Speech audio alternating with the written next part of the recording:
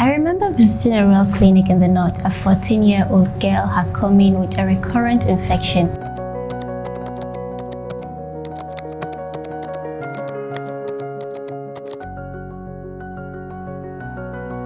If I were the Minister of Health in Nigeria, I'd begin with a truth we often avoid.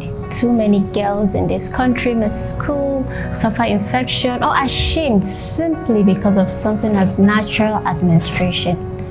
I remember visiting a rural clinic in the north. A 14-year-old girl had come in with a recurrent infection. She was using rags reused without drying because she couldn't afford pads, and her mother didn't think it was a health issue.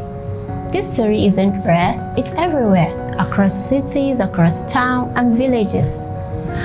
As a minister, I would integrate menstrual hygiene management in our national primary healthcare system, not as an afterthought, but as essential care. That means ensuring every primary healthcare center offers free or subsidized menstrual products, and training of frontline workers to provide menstrual health education with dignity.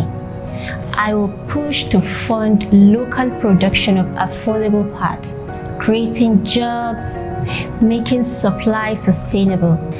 If I were the Minister of Women Affairs, I would push for a menstrual hygiene policy that supports local production of reusable pads by women-led businesses, making products both affordable and empowering. I will also lead national campaigns to break menstrual stigma and ensure every girl can manage her period with dignity and not shame. Menstrual health is women's health, and women's health is national wealth. If I were the Minister of Finance, I will prioritize menstrual hygiene by allocating a dedicated budget line item to ensure women and girls have access to adequate menstrual hygiene kits, education on menstrual health and hygiene practices, safe and private facilities for menstrual management. Having all these things in place will promote dignity and well-being, enhance girls' education and attendance, support women's economic empowerment, and foster a healthier and more inclusive society. If I were the Minister of Education, I will integrate menstrual hygiene education into the national curriculum and establish menstrual product banks in both public and private schools, because no girl should have to choose between managing her period and showing up to learn.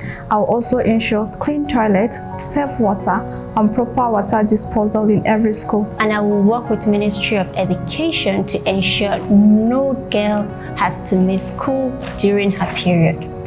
Menstrual health is not just a woman issue.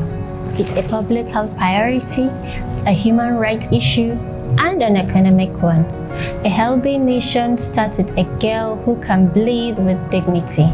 So I ask, if you were Nigerian Minister of Health, what would you do?